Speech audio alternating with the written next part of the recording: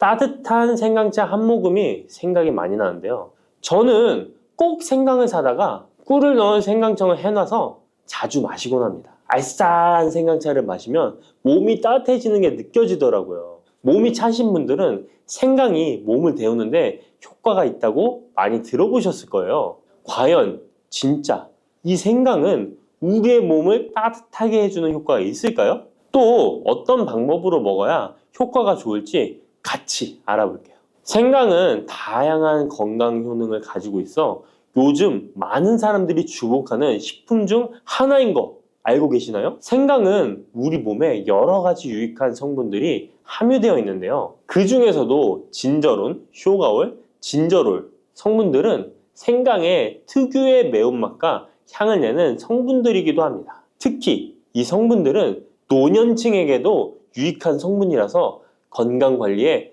큰 도움이 될 수 있는데요. 주목할 만한 생강의 대표적인 성분 3가지 바로 소개해 드릴게요. 생강의 첫 번째 성분은 진저론입니다. 진저론은 생강에서 가장 대표적인 활성 성분으로 생강의 매운맛과 특유의 향을 담당하고 있는데요. 진저론은 항산화 효능이 뛰어나며 세포 손상을 막아주고 노화를 예방하는 데 도움이 됩니다. 또한 진저론은 소염 작용을 가지고 있어 염증을 줄이고 통증 완화에도 효과가 있는데요. 류머티즘 관절염, 근육통, 기타 염증성 질환에 이 성분이 도움을 줄 수 있고 면역력을 증강시키는데 중요한 역할을 해서 특히 면역력이 약해질 수 있는 노년분들에게 매우 유익한 성분입니다. 생강의 두 번째 대표 성분은 쇼가올입니다. 쇼가올은 생강을 건조하거나 가열했을 때 생기는 물질인데요. 이 성분은 항암 효과가 있다고 알려져 있어 암 예방에 효과가 있습니다.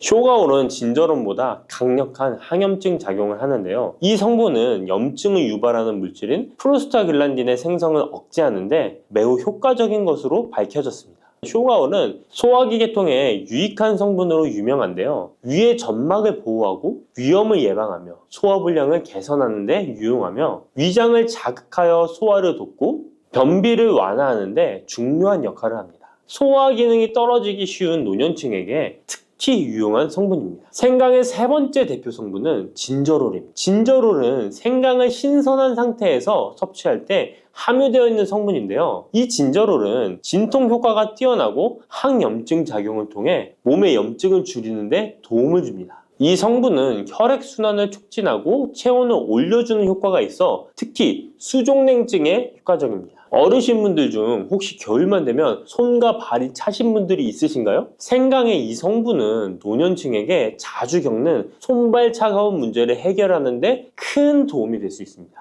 또한 항균과 항바이러스 성질을 가지고 있어 감염 예방에 도움을 받을 수 있으므로 호흡기 질환을 예방하고 증상을 완화하는 데 효과적인 성분입니다. 혹시 중국의 성인 공자를 아시나요? 누구든지 한 번쯤은 들어보셨을 텐데요. 공자는 살아생전에 먹는 음식도 매우 철저하게 관리했다는데요. 공자가 매 식사마다 생강을 빼놓지 않고 먹었다는 것 알고 계셨나요? 공자는 생강이 얼마나 몸에 좋은지 그 옛날부터 알고 있었던 것이죠. 공자는 73세에 생을 마감했는데 그 옛날 평균 수명을 생각하면 어마어마하게 장수를 했던 것이죠.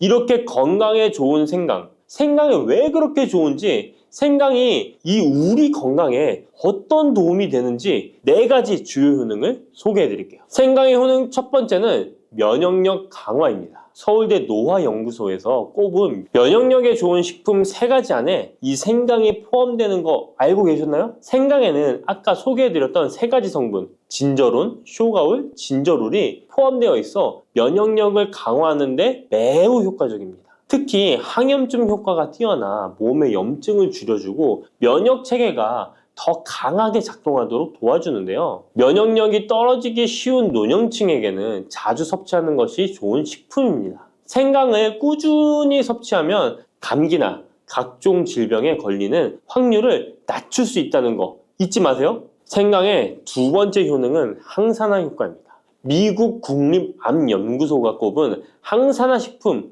1등급인 생강은 진저론과 쇼가올 같은 성분이 포함되어 있는데요. 이 성분들은 강력한 항산화 효과를 가지고 있으며 이 항산화 물질은 우리 몸에서 자유라디칼이라는 유해 물질을 제거해 주어 노화, 염증, 심혈관 질환과 각종 질병을 예방하는데 중요한 역할을 합니다. 특히 생강은 세포의 산화 스트레스를 줄이고 피로 회복과 노화 방지에 효과적이어서 건강한 노년을 위해 꼭 필요한 식품이라고 할 수 있죠. 생강의 세 번째 효능은 바로 수족냉증 완화입니다. 수족냉증은 특히 노년층에게 흔하게 나타나는 증상 중 하나인데요. 손발이 차가워지고 특히 겨울철에 더 불편함을 겪는 분들이 많으시죠. 생강은 혈액순환을 촉진시켜주는 효과가 있어 수족냉증을 완화하는 데 탁월합니다. 생강의 진저롤 성분이 체온을 높여주고 혈관을 확장시켜서 손발이 따뜻해지는 데 도움을 줍니다. 또한 한의학에서는 생강이 몸의 찬 기운을 밖으로 내보내주고 또 몸 안에 열을 발산해주는 효능이 있다고 유명한데요. 우리 옛 조상부터 이 생강이 몸을 따뜻하게 해주는 효과가 있다는 것을 알고 있었던 것이죠. 생강의 네 번째 효능은 소화불량 개선입니다.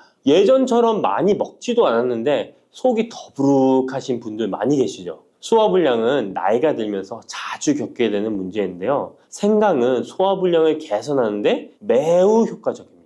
생강에 포함된 쇼가올 성분은 위장의 운동을 촉진시키고 위염을 예방하는 데 도움이 되는데요. 또한 메스꺼움이나 구토 증상을 완화시켜주기 때문에 특히 소화기 계통에 문제가 있는 분들에게 좋습니다. 그런데 이렇게 좋은 생강 그냥 차로만 드시고 계시는 분 많으시죠? 각 방법은 그에 맞는 효능을 더욱 잘 발휘할 수 있기 때문에 여러 방법으로 생강을 활용하는 것이 좋습니다. 차로 드시는 것 말고도 여러 가지 섭취하는 방법에 대해 자세히 알려드릴게요. 첫 번째 방법은 가장 간단한 방법으로 생으로 먹는 것입니다. 생강을 얇게 썰어서 샐러드나 요리에 넣어 먹을 수 있는데요. 생으로 먹을 경우 생강의 모든 효능을 그대로 섭취할 수 있으며 항산화와 항염 효과를 가장 잘 느낄 수 있습니다. 물론 그 특유의 매운맛이 강하기 때문에 매운맛을 좋아하지 않는 분들은 식초에 절여주시거나 물에 조금 담가 매운기를 확 빼고 드시거나 생으로 조금 먹는 것이 좋습니다. 두 번째 방법은 생강을 말려서 먹는 방법입니다.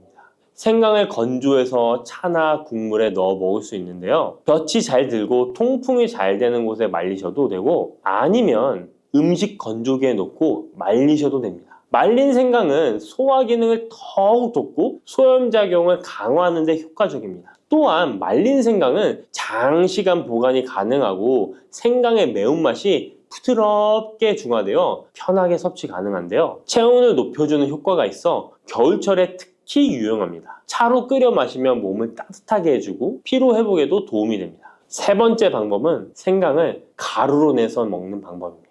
생강가루는 다양한 요리에 활용할 수 있고 특히 음료나 디저트에 넣어 먹기에 좋은데요. 혹시 진저맨 쿠키라고 들어보셨나요? 크리스마스에 자주 보이는 쿠키인데요. 외국에서는 진저맨 쿠키라고 쿠키 반죽에 생강가루를 넣어 겨울철 생강을 먹기 싫어하는 아이들에게 주는데요. 이렇게 가루 형태로 만들게 되면 생강의 매운맛을 부드럽게 즐길 수 있고 물에 타서 마시거나 다양한 요리에도 넣어 드실 수 있고 또한 소화 기능을 돕고 약간의 진통 효과까지 누릴 수 있습니다. 그냥 생강만 드시게 되면 너무 맵다고 하시는 분들 있으신가요? 혹시 생강의 향이 너무 강해서 조금 옅게 드시고 싶은 분도 있으실 텐데요. 그런 분들은 주목해 주세요. 생강과 잘 어울리는 식품 몇 가지 소개해 드릴게요. 생강과 잘 어울리는 식품 첫 번째는 레몬입니다. 레몬과 생강은 궁합이 아주 좋은데요. 레몬은 비타민C가 풍부해서 면역력 강화에 도움을 주고 생강은 항산화 작용을 하는데요. 두 가지를 함께 섭취하면 서로 효과가 극대화돼서 특히 감기 예방에 탁월합니다. 또한 레몬은 소화 촉진에 도움을 주며 생강도 소화불량 개선에 뛰어난 효능이 있는데요. 이 둘을 함께 드시면 소화 기능이 개선되고 면역력 강화와 항산화 효과까지 배가 된다는 것 잊지 마세요. 생강과 레몬은 레몬 생강차나 레몬과 생강을 함께 넣은 샐러드로 드시는 것을 추천드립니다. 생강과 궁합이 좋은 식품 두 번째는 강황입니다. 강황은 생강과 함께 먹으면 항염증, 항암, 면역력 증진 효과가 매우 강력해지는데요. 강황의 주성분인 커큐민은 항염증과 항산화 작용이 뛰어나 생강의 진저론, 쇼가올, 진저롤과 함께 염증을 줄이고 세포 보호 효과를 극대화할 수 있습니다.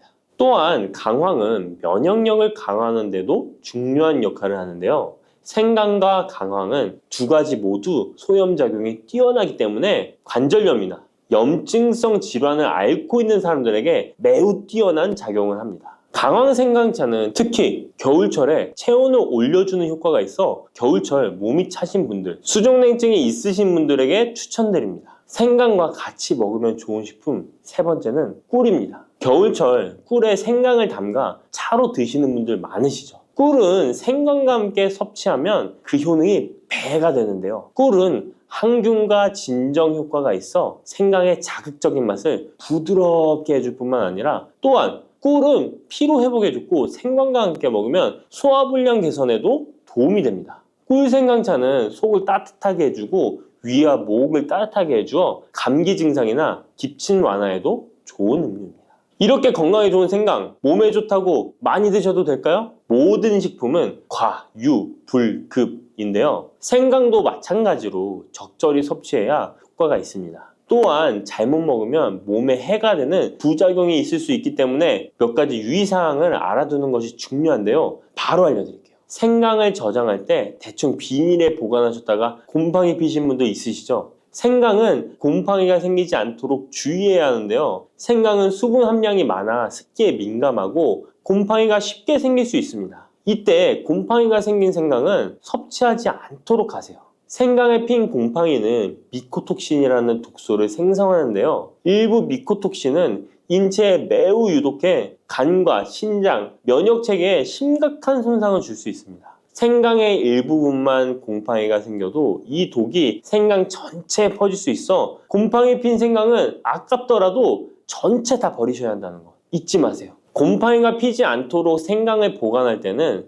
통풍이 잘 되는 곳에 보관하고 습기가 많은 곳은 피하는 것이 좋습니다. 생강은 많은 효능을 가지고 있지만 과다 섭취할 경우 부작용이 있을 수 있는데요. 너무 많이 지나치게 먹으면 속이 쓰리거나 위염이나 위장장애를 일으킬 수 있습니다. 하루에 2에서 3g 정도로 섭취하는 것이 적당하며 위장에 민감한 분들은 조금 더 적은 양을 섭취하는 것이 좋다는 것 기억하세요.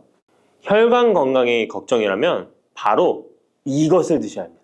가지는 유독 우리나라 사람들에게 호불호가 강한 채소입니다. 좋아하는 분들도 있지만 특유의 물컹물컹한 식감 때문인지 싫어하는 분들도 참 많은데요. 건강에 좋다는 것은 들어봐서 알지만 어릴 때의 기억 때문에 선뜻 먹지 않게 되는 채소 중에 하나입니다. 하지만 가지는 반드시 먹어야 될 채소입니다.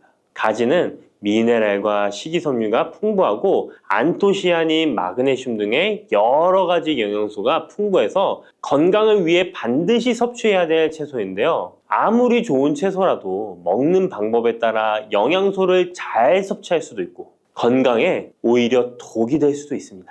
지금부터 가지의 효능과 먹는 방법, 함께 먹으면 좋은 음식, 가지를 드실 때 주의사항까지 가지에 대한 모든 것 알려드리겠습니다. 짙은 보라색의 가지는 우리나라가 수출을 많이 하는데요. 가장 많이 수입하는 나라가 일본입니다. 일본은 가지를 여러 형태로 많이 먹는데요. 장아찌, 파스타, 구이, 찌개 등 여러 요리에 가지를 사용하고 있습니다. 2021년 기준으로 일본이 우리나라에서 수입한 가지가 6만 kg입니다.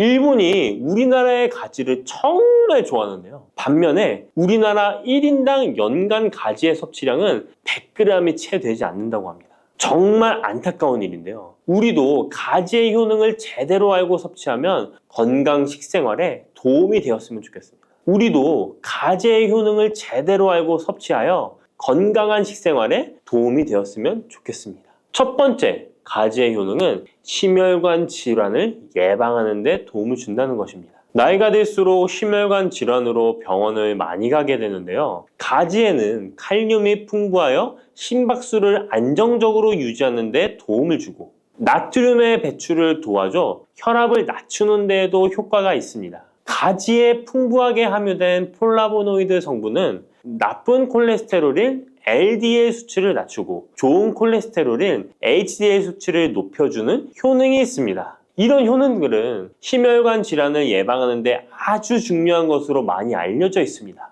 평소에 가지를 주기적으로 섭취하시면 심혈관 질환으로 병원에 갈 일을 조금 줄일 수 있겠죠. 두 번째, 가지의 효능은 염증을 억제하고 가라앉히는 데 도움이 된다는 것입니다. 옛날에는 민간요법으로 사마귀를 제거할 때 가지를 사용했을 정도로 염증 제거에 효능이 좋은데요. 특히 점막에 있는 염증에 효과가 좋은 것으로 알려져 있습니다.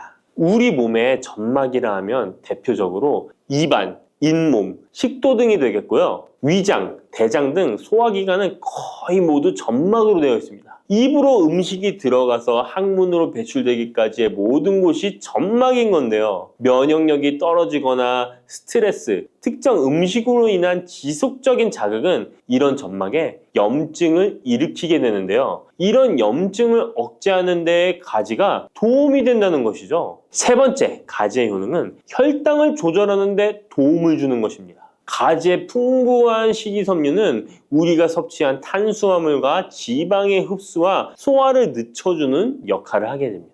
이런 작용으로 혈당을 낮추는 데 많은 도움을 줄 수 있는데요. 식이섬유는 당을 흡착하여 몸에 흡수되는 속도를 느려지게 해서 혈당이 급격히 올라갔다 급격히 떨어지는 혈당 스파이크 현상을 예방할 수 있고 저혈당도 방지하며 이런 효능으로 혈당을 일정하게 유지하는 데 도움을 줄 수 있습니다. 또한 가지의 풍부한 폴리페놀 성분과 천연 식물 화합물은 설탕의 흡수를 감소시켜주고 인슐린 분비를 증가시켜주어 혈당을 낮추는 데 도움을 주게 됩니다. 네 번째, 가지의 효능은 노화를 예방하는 데 도움을 준다는 것입니다.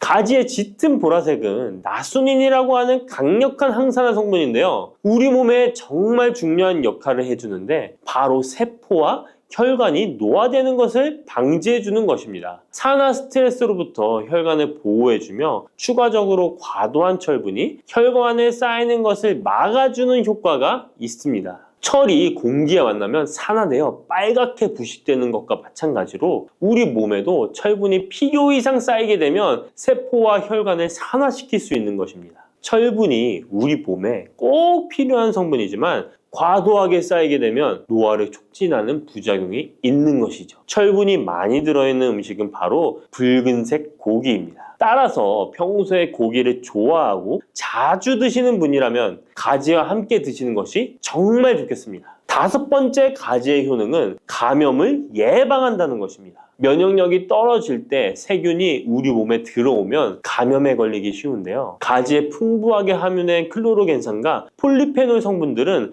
세균과 바이러스를 제거하는 효과가 있어 감염 예방에 큰 도움이 됩니다. 이러한 효능은 가지의 껍질과 꼭지 부분에 특히 좋은 효능을 나타내는데요. 가지 꼭지는 보통 요리할 때 버리잖아요. 이제부터 가지 꼭지 버리지 마세요. 말려서 끓인 물로 가글을 하시면 천연 구강세정제 역할을 한다고 합니다. 꼭지에는 스코폴레틴이 풍부하게 함유되어 있는데 이 성분은 파이토케미컬의 일종으로 나쁜균을 억제하는데 탁월한 효능을 발휘합니다. 이런 효능으로 감염뿐 아니라 염증을 억제하는 데도 도움을 줍니다. 우리 입속에는 각종 세균이 셀 수 없을 정도로 많은데요. 이런 세균들은 충치, 치주염, 구내염 등을 발생시키는 주범이 됩니다. 나이가 들면서 치아나 잇몸의 건강이 좋지 않아 소금물로 가글을 하시는 분들도 있는데요. 소금은 삼투압 작용으로 잇몸의 붓기를 빼고 약간의 살균 작용을 하기도 하지만 염증 자체를 없애지는 못합니다. 그래서 가글을 하시려면 가지를 이용하시면 좋은데요. 말린 가지 꼭지를 15분에서 20분 정도로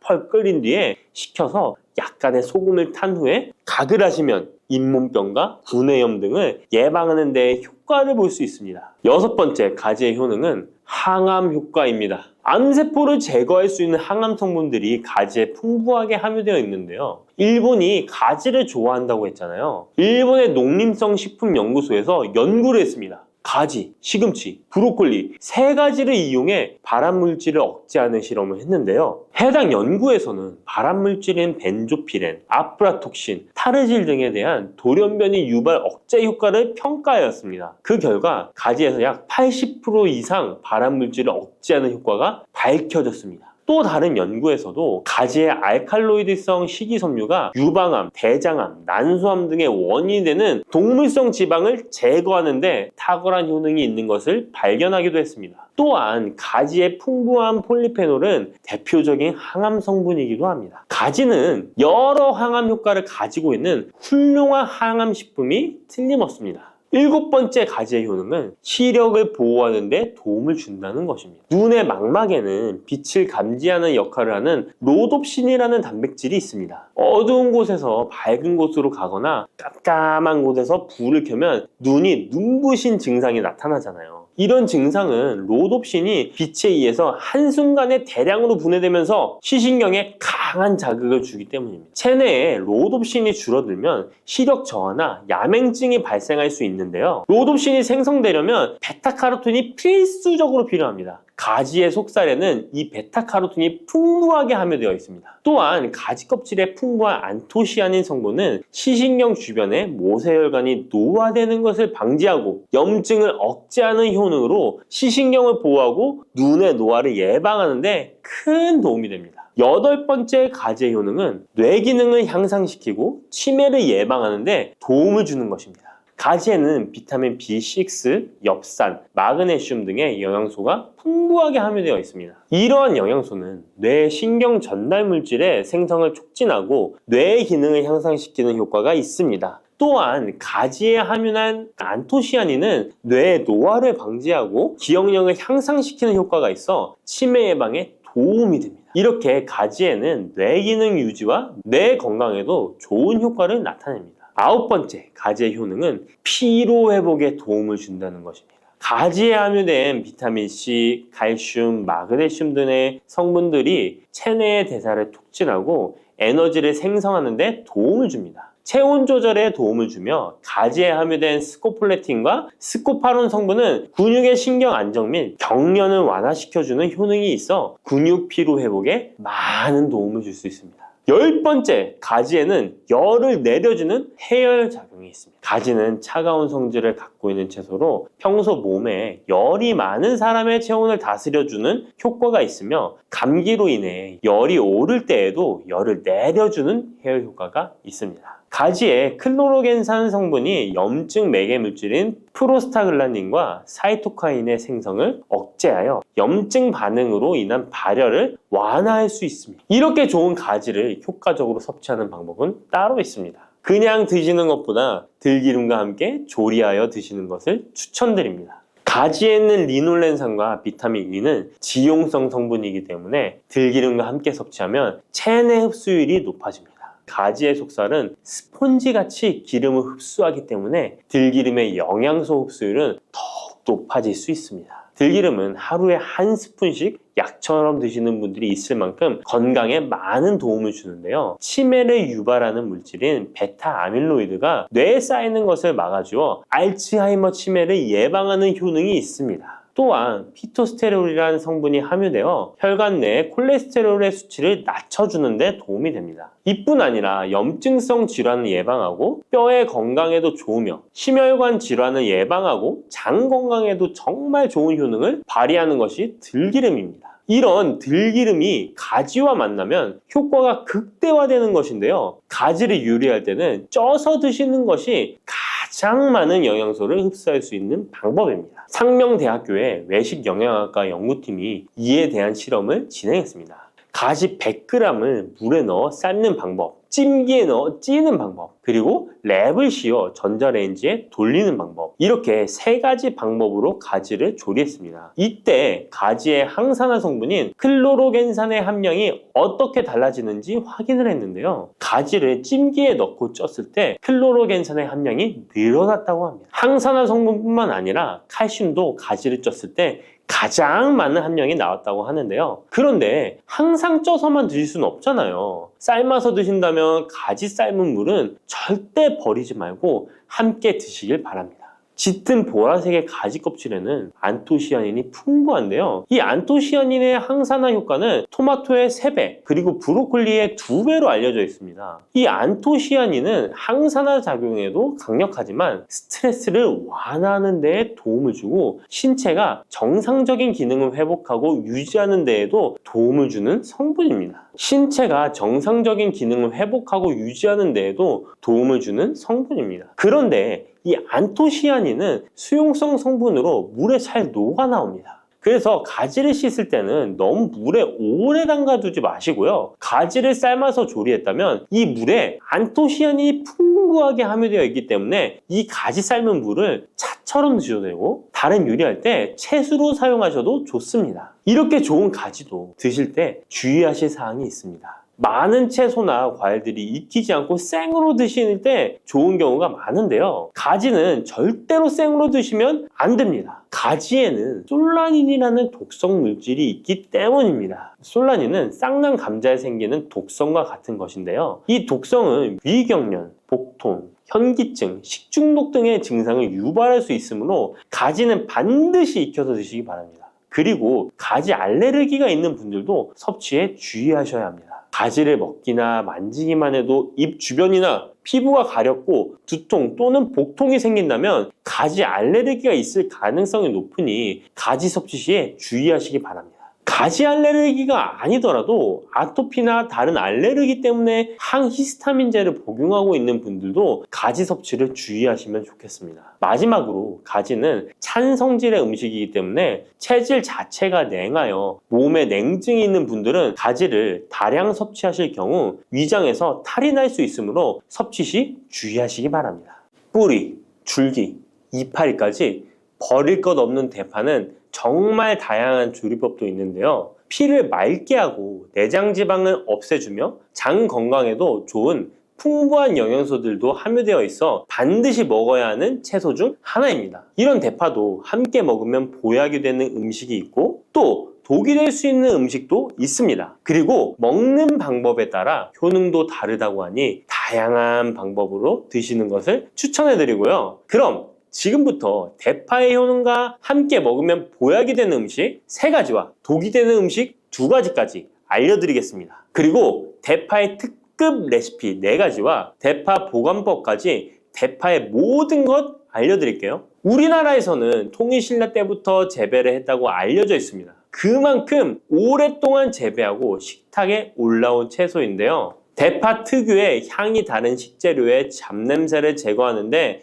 탁월한 효과가 있어서 생선이나 고기류의 냄새를 제거하는 향신료로도 많이 사용되고 있죠. 뿐만 아니라 물에 넣고 끓이게 되면 감칠맛이 좋아져서 다양한 육수와 채소를 만드는 데에도 빠지지 않고 들어가는 재료이기도 합니다. 이런 대파의 첫 번째 효능이 바로 내장 지방을 싹 빼준다는 것입니다. 대파에는 특유의 향과 알싸한 매운맛을 나게 하는 성분이 있는데요. 이 성분이 바로 황화알릴이라는 성분입니다. 이 황화알릴은 대파에 열을 가해 굽게 되면 프로필메르캅탄이라는 성분과 아조엔이라는 성분으로 변하게 되는데요. 대파를 구울 때 매운맛을 내는 성분은 휘발이 되어 없어지고 단맛이 나는 성분이 생성되는데 그 성분이 바로 프로밀메르캅탄입니다. 이 프로밀메르캅탄의 단맛 강도가 설탕 단맛의 강도보다 무려 50배나 강해서 대파의 단맛이 좋아지는 건데요. 정말 놀랍지 않나요? 근데 단맛 하면 당뇨가 있는 분들은 혈당이 많이 오를까봐 걱정되시잖아요. 이 성분은 설탕과는 달리 혈당을 오르게 하지 않아서 당뇨가 있는 분들도 전혀 부담 없이 드실 수 있는 단맛입니다. 또 열을 가하면 아조엔이라는 성분이 만들어진다고 했잖아요. 바로 이 성분이 우리 몸을 회복시키는 효능이 있는데요. 어떻게 우리 몸을 회복시킬까요? 그것은 바로 혈관을 깨끗하게 해주기 때문입니다. 아조엔의 별명이 바로 혈관 청소부인데요. 혈관에 나쁜 콜레스테롤을 제거하고 혈액이 뭉치는 혈전 생성을 방지해줍니다. 혈관도 확장해줘서 혈액순환을 원활하게 해주는 역할도 해준답니다. 이런 효능으로 신진대사를 원활하게 해주고 동맥경화, 고지혈증, 고혈압 등의 심혈관 질환을 예방하는 데에도 도움을 줄 수 있습니다. 뿐만 아니라 내장지방을 분해해 몸 밖으로 배출시켜주는 효능이 있어서 건강뿐만 아니라 다이어트에까지 도움을 주는데요. 최근에는 다이어트 식품으로도 많이 활용되고 있습니다. 그리고 대파의 녹색 부분에는 베타카로틴이 풍부한데요. 이 성분이 바로 강력한 항산화 물질입니다. 이 베타카로틴은 우리 몸속의 활성산소를 제거하여 노화를 방지해주고 피부의 탄력을 유지하여 주름을 예방하는 효과도 탁월하여 피부 미용에도 좋은 영양소입니다. 그리고 면역세포의 기능을 강화해주어 감기나 독감 등의 질병을 예방하고 알레르기 반응을 억제해주는 효과도 있습니다. 또한 베타카로틴은 눈의 피로도 해소해주는데요. 시력을 보호하고 야맹증과 안구건조증을 예방하는 데에도 도움을 줄 수 있습니다. 대파의 베타카로틴은 구울 때 2.5배나 증가한다고 하는데요. 이런 대파의 효능을 극대화해 먹을 수 있는 방법이 있습니다. 대파의 특급 레시피 소개해드리겠습니다. 우선 대파를 깨끗하게 씻어주시고요. 5cm 정도로 잘라주십니다. 대파를 반으로 갈라주셔도 되고 그냥 사용하셔도 됩니다. 기름을 두르지 않은 팬에다가 대파를 올려서 구워주시는데 앞뒤로 골고루 약간 탄 것 같이 잘 구워줍니다. 이제 장을 만들어 줄 건데요. 물을 2컵 넣어주시고요. 간장을 반컵 넣어줍니다.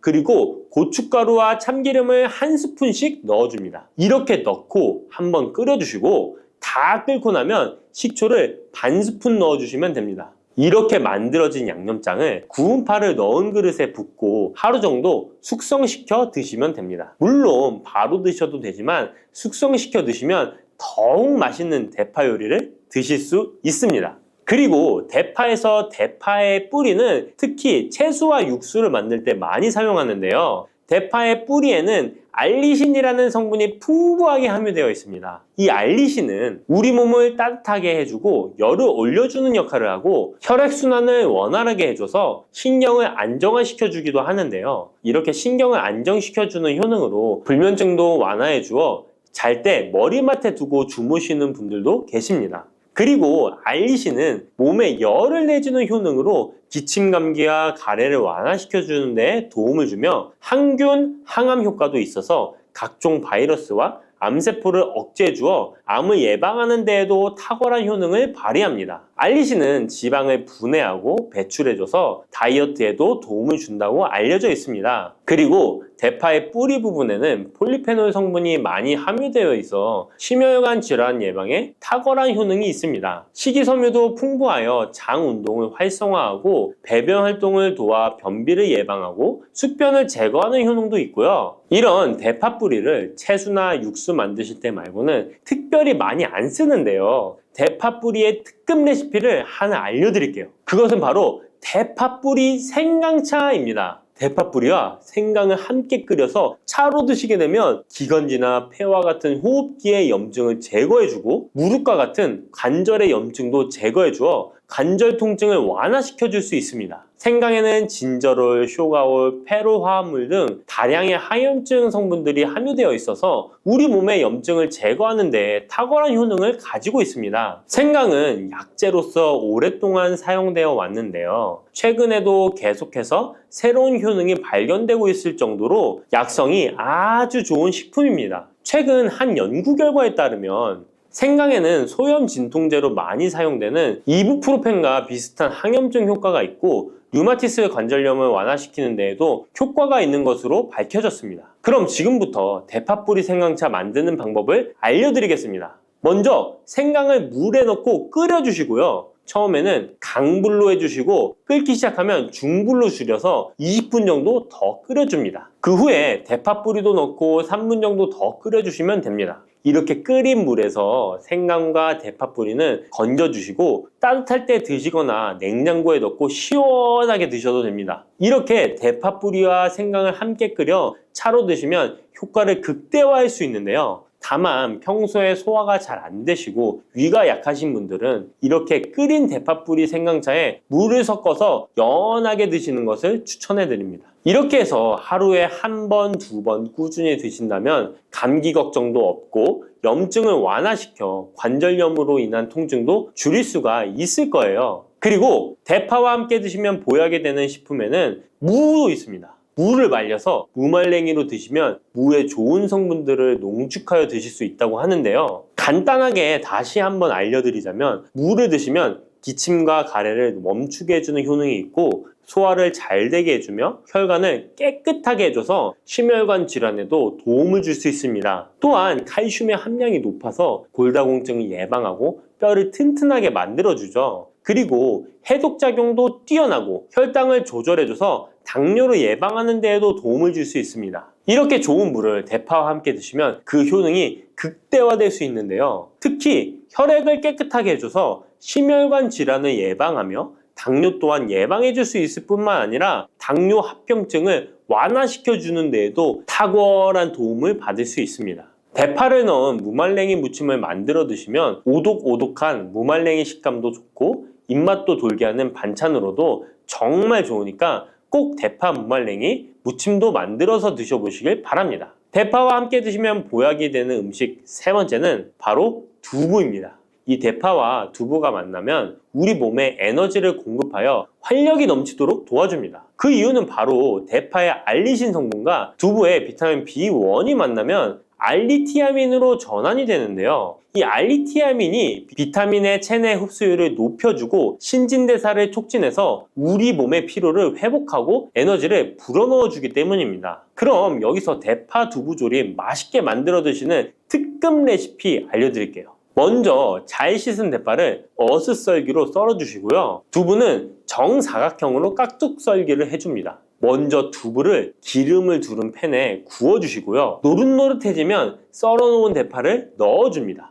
간장을 2스푼 넣어주시고요. 고소한 참깨도 뿌려서 잘 익혀주시면 대파 두부 조림 완성입니다. 정말 맛있겠죠? 이렇게 만든 대파 두부 조림을 드시고 활력 넘치는 하루를 보내실 수 있을 거예요. 대파와 함께 드시면 보약이 되는 음식 네 번째 알려드릴게요. 그것은 바로 대파 팽이버섯 무침입니다. 이 팽이버섯은 버섯 중에서도 버섯 키토산의 성분이 가장 많이 함유되어 있을 뿐만 아니라 식이섬유가 정말 풍부하게 함유되어 있는데요. 버섯 키토산은 혈액 속의 지방을 분해하고 콜레스테롤을 제거해 고혈압, 동맥경화, 심장병 같은 심혈관 질환을 예방할 뿐만 아니라 체내 지방을 흡착하여 배출시켜 주어 내장 지방을 줄여주는 데에도 탁월한 효능이 있습니다. 또한 체내의 중금속의 배출을 돕고 간 건강을 돕는 효능도 있다고 알려져 있고요. 그리고 풍부한 식이섬유가 배변 활동을 도와서 숙변을 제거하는 데에도 큰 도움을 줍니다. 하지만 이 팽이버섯의 세포벽은 단단하기 때문에 그냥 드시게 되면 좋은 성분을 흡수하기가 힘든데요. 열을 가하게 되면 세포벽이 깨지면서 영양 성분의 흡수율을 높일 수 있습니다. 이런 팽이버섯과 대파를 함께 드시게 되면 내장 지방을 제거하고 혈관을 깨끗하게 하는데 탁월한 음식이 되는데요. 먼저 팽이버섯의 밑둥은 잘라버리시고요. 팽이버섯을 적당한 크기로 잘 썰어줍니다. 그리고 흐르는 물에 잘 씻어줍니다. 그리고 대파는 어슷썰기로 잘게 썰어주시고요. 적당한 용기에 계란을 풀어주세요. 팽이버섯과 대파를 넣어서 잘 섞어주고 소금 한 꼬집을 넣어 간을 해줍니다. 이제 잘 달궈진 팬에 기름을 두르고 붙여주시면 됩니다. 정말 쉽죠? 그런데 이렇게 좋은 대파도 함께 드시면 안 되는 음식이 있습니다. 대파와 함께 드시면 안 되는 음식 첫 번째는 바로 꿀입니다. 대파와 꿀은 두 가지 다 몸에 열을 올려주는 효능이 있습니다. 한의학에서는 대파와 꿀을 함께 먹으면 위장에 탈이 나고 더부룩한 현상이 나타날 수 있다고 하는데요. 대파와 꿀을 함께 먹으면 위에서 소화액 분비를 억제하여 소화불량을 유발할 수 있기 때문인데요. 또한 꿀은 알레르기 반응을 일으킬 수 있는데 대파와 함께 먹으면 알레르기 반응이 더 악화될 수 있다는 것을 알아두시면 좋고요. 꼭 기억하셔서 대파와 꿀은 함께 드시지 않기를 추천합니다. 또 대파와 함께 드시면 안 되는 음식은 미역입니다.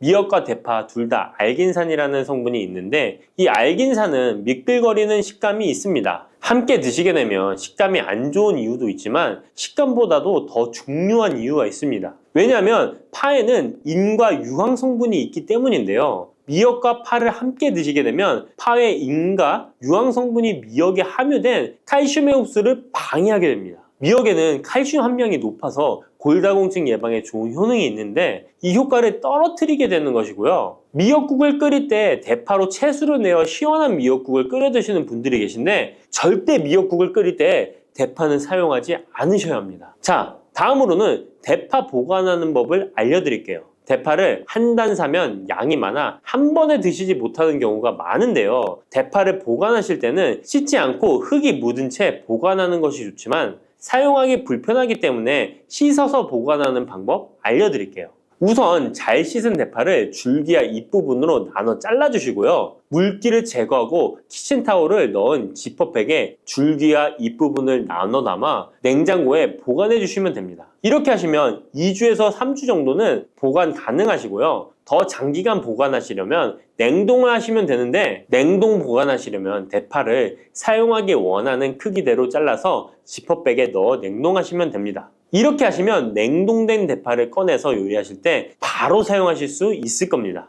검은콩 드실 때 제발 이렇게 드세요.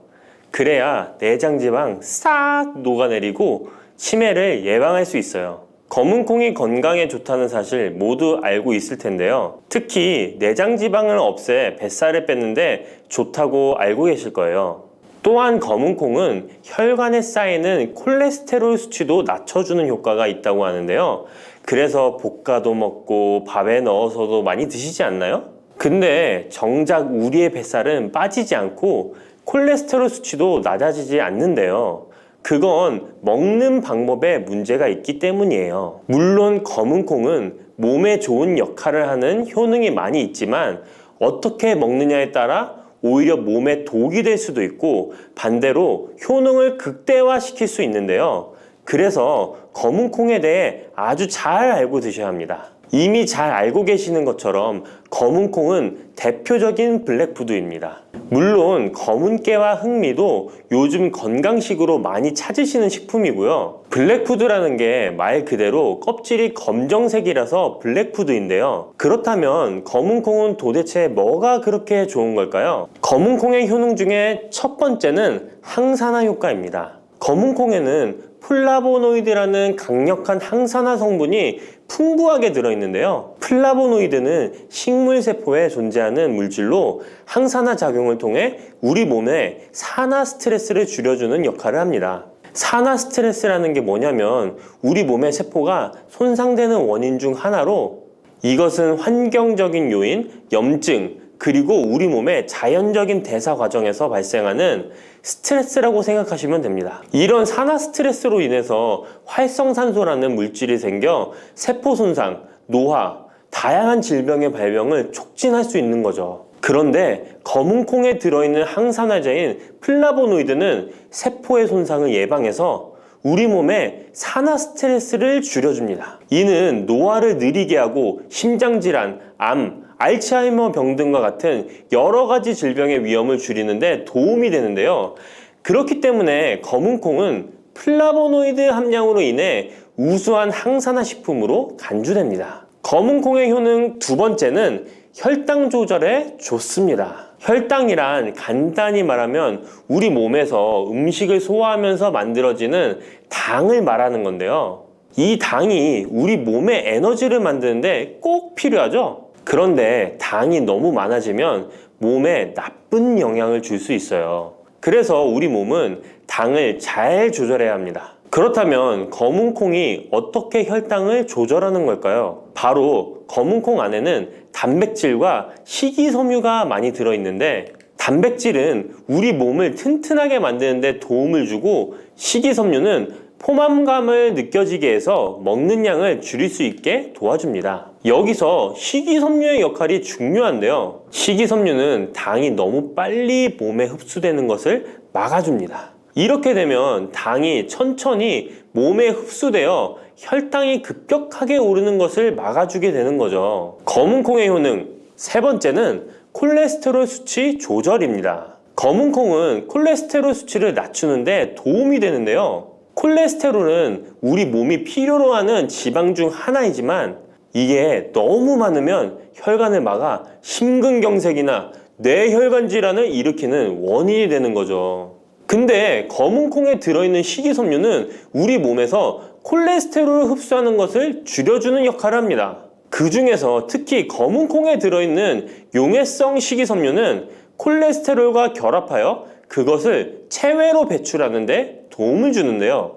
그것 말고도 검은 콩에는 불포화 지방산이라는 건강한 지방도 풍부하게 들어있습니다. 이 불포화 지방산은 나쁜 콜레스테롤인 LDL 콜레스테롤을 줄이고 좋은 콜레스테롤인 HDL 콜레스테롤을 늘려주는 역할을 합니다. 이렇게 해서 심장 건강을 유지하는 데 도움을 주게 되는 거예요. 검은 콩의 효능, 네 번째는 눈 건강에 좋습니다. 검은 콩에는 눈 건강에 도움이 되는 여러 가지 영양소가 들어있는데요. 그 중에서도 루테인과 제아잔틴은 눈 건강에 특히 중요한 역할을 합니다. 루테인과 제아잔틴은 우리 눈의 황반 부분에 많이 있는 영양소인데 이 황반은 우리가 선명하게 볼 수 있게 해주는 중요한 부분입니다. 루테인과 제아잔틴은 이 황반을 보호해주고 밀도를 유지시켜 눈의 노화를 막아주고 블루라이트와 같은 유해 파장의 빛으로부터 보호하는 역할을 하게 되는 거죠. 특히 루테인과 제아잔틴은 황반병성이라는 눈 질환을 예방하는 데 도움을 주는데요. 황반병성은 우리가 나이를 먹으면서 발생할 수 있는 눈의 질환으로 이 증상이 심해지면 시력을 잃게 만드는 주요 원인 중 하나입니다. 검은 콩의 다섯 번째는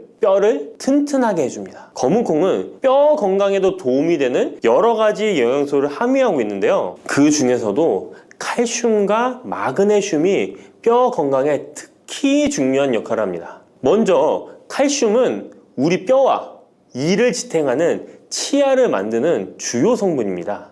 또한 우리 몸의 다른 중요한 기능들, 예를 들어 심장 박동과 신경 전달에도 필요한 물질입니다. 이런 중요한 칼슘이 검은 콩에는 풍부하게 들어있어서 꾸준히 섭취하면 뼈를 튼튼하게 해주는 게 탁월한 식품이라고 할 수 있는 거죠.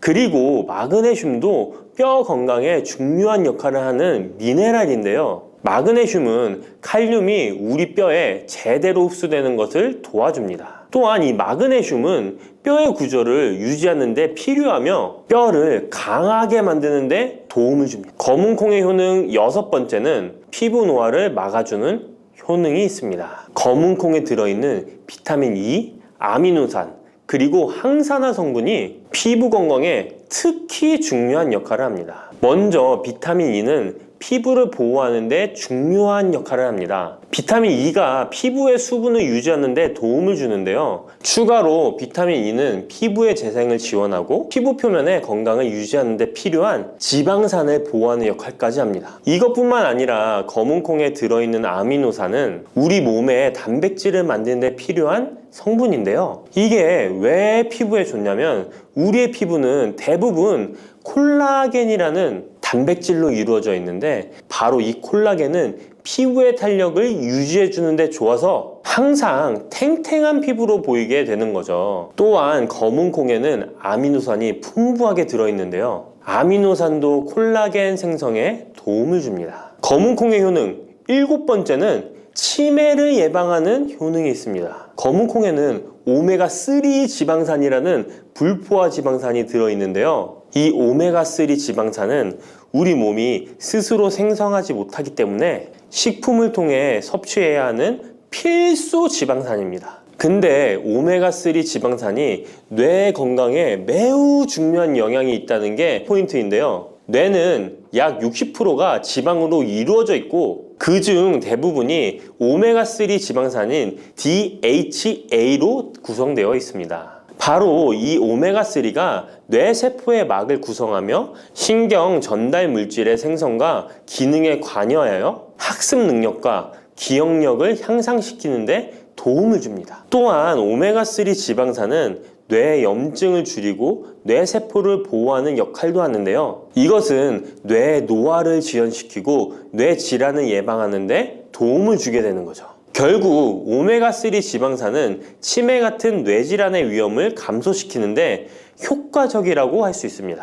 검은 콩의 효능 여덟 번째는 탈모 예방에 탁월합니다. 검은 콩에는 모발의 성장에 필수 성분인 시스테인이 가득한데요. 이 성분들이 혈액순환에도 도움을 줘서 탈모도 예방이 되고 새치가 생기는 것도 막아주는 모발 건강에 정말 좋은 성분이라고 할 수 있습니다. 그러니까 나이가 들수록 꼭 드셔야 하는 음식이라고 생각하시고 드셔야겠죠.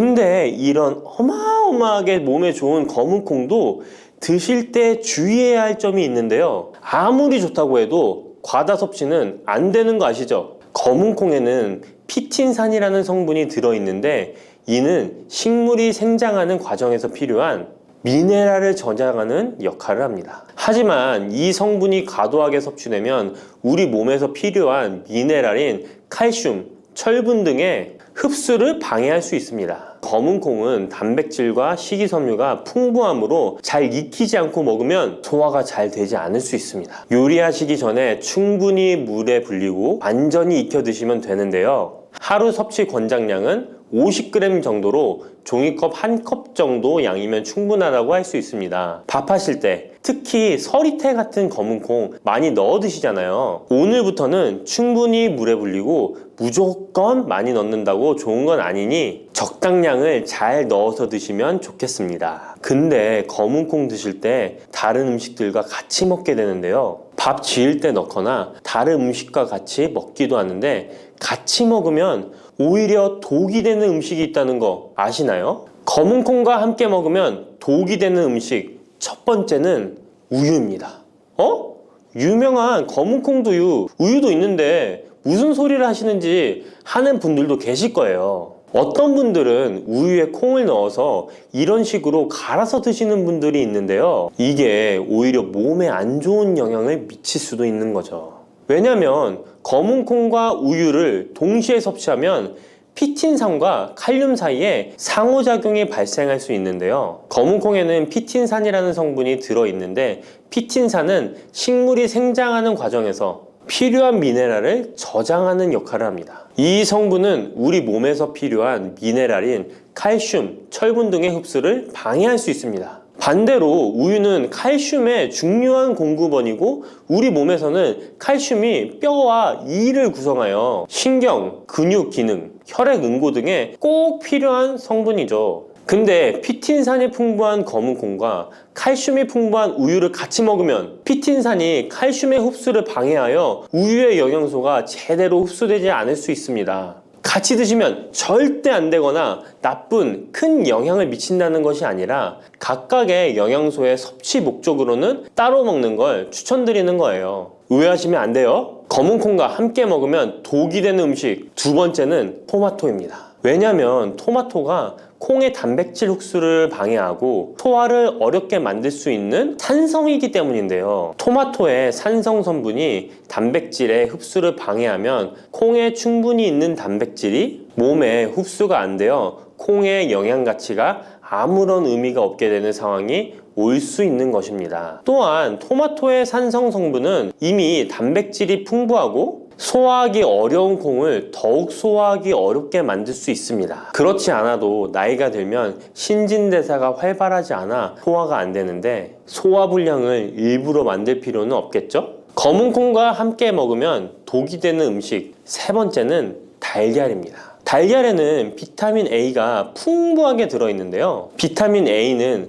우리 몸의 면역 시스템을 강화시키며 시력을 유지하는 데 필요하고 세포의 성장과 분열에 중요한 역할을 합니다. 그리고 검은 콩에는 트립신이라는 아미노산이 들어있는데요. 트립신은 우리 몸에 단백질을 만드는데 필요한 중요한 구성 요소이며 신경 전달 물질인 세로토닌과 멜라토닌의 생산에도 필요한 아미노산입니다. 그런데 달걀의 비타민 A와 검은 콩의 트립신이 함께 섭취되면 어떻게 될까요? 둘 사이에 화학적 상호작용이 발생하여 소화 과정에 영향을 미칠 수 있는데요. 이 상호작용은 단백질의 소화를 방해하거나 비타민 A의 흡수를 저해하게 되는 거죠. 트립신은 소화효소의 활동을 저해하는 특성이 있습니다. 따라서 트립신이 풍부한 검은 콩과 비타민 A가 풍부한 달걀을 함께 섭취하면 좋은 영양소를 흡수 못하는 결과를 가져올 수 있습니다. 앞으로는 무심코 검은 콩과 같이 먹을 때 독이 되는 음식은 같이 안 드셨으면 좋겠습니다. 그렇다면 같이 먹을 때 궁합이 정말 잘 맞는 음식도 있지 않을까요? 정말 찰떡궁합인 음식들도 있습니다. 검은콩과 궁합이 정말 잘 맞는 음식, 첫 번째는 흰 쌀밥입니다. 이미 다들 밥에 검은콩 넣어서 드시잖아요. 밥하고 검은콩은 그만큼 궁합이 잘 맞는다고 알고 계신 거죠. 검은콩에 들어있는 식이섬유는 소화 과정에서 천천히 분해되고 흡수되어 장기간 동안 포만감을 유지시키는데 도움이 되는데요. 밥과 함께 섭취하면 이런 효과가 더욱 증가를 하게 돼서 다이어트에도 효과적이라고 할 수 있습니다. 검은콩에는 저항성 전분이라는 성분이 들어있는데 이 성분은 혈당 수치의 급격한 상승을 막아주는데요. 흰 쌀밥에는 탄수화물이 많아서 혈당 수치가 급격히 상승할 수 있지만 검은콩과 함께 섭취를 하면 당 수치를 완화시키는데 도움이 되는 거죠. 이처럼 검은콩과 흰 쌀밥을 같이 먹으면 충분한 영양소 섭취, 포만감, 혈당 조절 이렇게 일석삼조의 효과를 누릴 수 있으니 정말 찰떡궁합인 것입니다. 검은콩과 궁합이 정말 잘 맞는 음식 두 번째는 당근입니다. 당근에는 비타민, 미네랄, 식이섬유 등 다양한 영양소를 함유하고 있는데요. 특히 루테인이 풍부한 당근은 강력한 항산화 효과와 눈 건강을 유지하는 데 좋은 재료입니다. 검은콩과 루테인이 풍부한 당근을 함께 섭취하면 콩의 단백질이 당근의 영양소를 흡수를 돕는 동시에 당근의 루테인이 콩의 영양소 흡수를 돕습니다. 서로 소화가 잘 되게 영양소 흡수가 잘 되게 도와주는 음식인 거죠. 당근 말고도 시금치와 같은 채소도 같은 역할을 하니 식사하실 때 당근이 들어간 음식이나 시금치 나물 같은 음식들과 같이 드시면 효과가 정말 좋을 거라 생각합니다. 검은콩과 궁합이 정말 잘 맞는 음식 세 번째는 닭고기입니다. 검은콩은 식물성 단백질의 좋은 원천이라고 잘 알고 있을 거예요. 근데 식물성 단백질은 동물성 단백질에 비해 필수 아미노산의 비율이 적은데요. 필수 아미노산은 우리 몸이 스스로 생산할 수 없는 아미노산으로 반드시 음식을 통해 섭취해야 하는 성분입니다. 닭고기는 동물성 단백질의 좋은 원천이며 모든 필수 아미노산을 골고루 함유하고 있습니다. 따라서 검은콩과 닭고기를 함께 섭취하면 두 가지 종류의 단백질이 서로를 보완하게 되는데요. 이렇게 함께 섭취하면 검은콩에서는 얻을 수 없는 필수 아미노산을 닭고기에서 보충할 수 있습니다. 반대로 동물성 단백질만을 섭취할 때보다 식물성 단백질의 섭취 비율을 늘려주는 것은 심혈관 건강에도 정말 좋은 효과를 볼 수 있습니다.